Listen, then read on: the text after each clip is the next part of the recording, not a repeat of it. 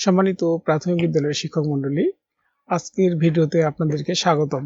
আজকের ভিডিওতে একজন প্রধান শিক্ষক 2024 সালে তার বিদ্যালয় বদলি হয়ে আসা একজন সহকারী শিক্ষকের যোগদান অনলাইনের মাধ্যমে কিভাবে সম্পন্ন করবেন এই বিষয়টি দেখানো হবে।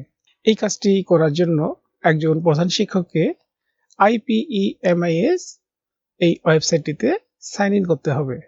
স্ক্রিনে আপনারা IPEMIS ওয়েবসাইটটির সাইন ইন পেজটি দেখতে পাচ্ছেন। এখানে আসার পর প্রধান শিক্ষকের মোবাইল নম্বর ও পাসওয়ার্ড দিয়ে সাইন ইন এই বাটনটিতে ক্লিক করতে হবে।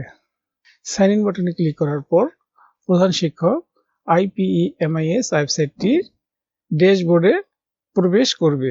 তারপর হাতের বাম পাশে অনেকগুলি অপশনের মধ্যে আবেদন ভিত্তিক বদলি ব্যবস্থাপনা এই অপশনটিতে ক্লিক করবে।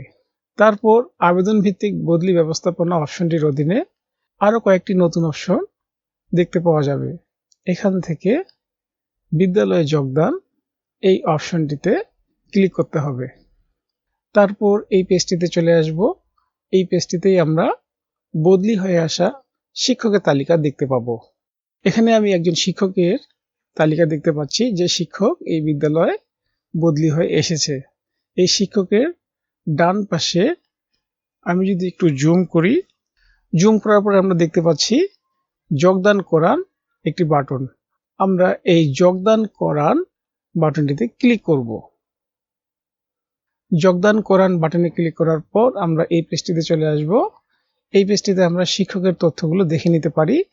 আমরা যদি একটু জুম করি, ঠিক তার ডান পাশে যোগদান নামে একটি বাটন। আমরা এই যোগদান বাটনে ক্লিক করব। তারপর আমরা এই পেজটিতে চলে আসব। এই পেজটিতে আমাদের কাজ হলো আমরা এখানে যোগদানের তারিখ সিলেক্ট করে দিব। যোগদানের তারিখ সিলেক্ট করার জন্য আমি এখানে ক্লিক করব এবং এই ক্যালেন্ডারটি ব্যবহার করে যোগদানের তারিখ এখানে আমি সিলেক্ট করে দিব। তারপর আমি যোগদান সম্পন্ন করুন এই রেড বাটনটিতে ক্লিক করব। তারপর আমরা এই পেজটিতে চলে আসব। এখানে লেখা আছে অভিনন্দন, শিক্ষকের যোগদান সফলভাবে সম্পন্ন হয়েছে।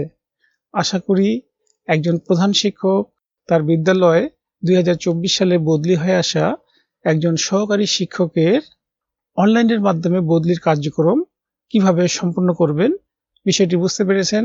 ভিডিওটি দেখার জন্য আপনাকে ধন্যবাদ।